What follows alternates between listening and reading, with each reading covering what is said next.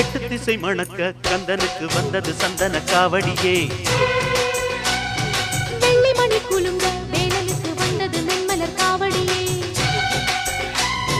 மத்தளங்கள் முழங்க மன்னனுக்கு வந்தது பொன்மயில் காவடியே. மந்திரங்கள் துலங்க ஐயனுக்கு வந்தது பாக்குட காவடியே. காவடிய தூக்கிக்கிட்டு சேவடிய தேடி வந்தோம். நெஞ்சுருகாரோகரா பாட்டெடுத்து பாடி வந்தோம். கார்த்திகை குமரன்